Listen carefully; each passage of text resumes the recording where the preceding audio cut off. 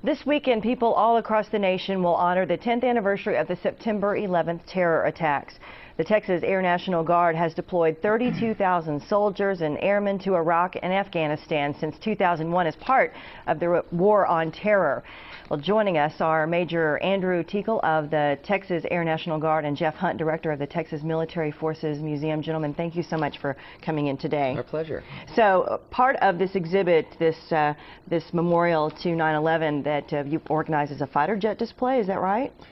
Yes, that's correct. We have a F-16C that was part of the 147th Fighter Wing at Houston, which we have taken and turned into a static display that's going to be mounted on a pole next to MOPAC. It's going to look like it's flying, and we stored it, and it's in some striking colors, and it's going to be right out there for everybody to see. And Jeff, also opening is a new 9/11 exhibit. Exactly. The Texas Army and Air National Guard, as you said, have deployed tens of thousands of troops to the battlefronts of Iraq and Afghanistan.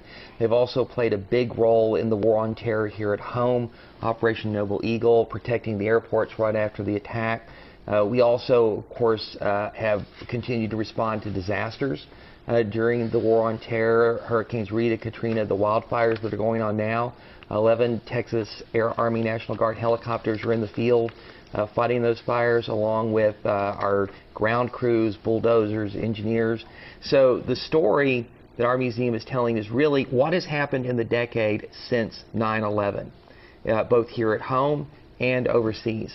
I know, because it's been so taxing on so many military groups, you know, just trying to answer the call while we have things at home that need attention as well. That's right, and that's one of the really great things about the National Guard is that they have that dual federal and state role.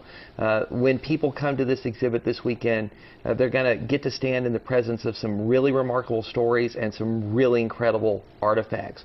We have, for example, the helmet and the battle-damaged window from a Humvee from the first Texas Guardsman who was killed in Iraq. We have materials that were taken from Ba'ath Party headquarters in Baghdad by one of our guardsmen who was part of the Iraq Survey Group and exploited that site. We've got captured enemy weapons. We've got uniforms and body armor that were worn by our troops actually in the field. An incredible display of pictures. We even have rubble from the Pentagon where it was damaged on 9/11, the patches that were worn by one of our 147th fighter pilots who escorted Air Force One on that day. So much history. So much history. Is it a permanent exhibit? It is a permanent exhibit. Fabulous. It is the biggest and newest exhibit at the museum, and the museum, of course, is free. And people are welcome to come out and learn what our guardsmen have done for them.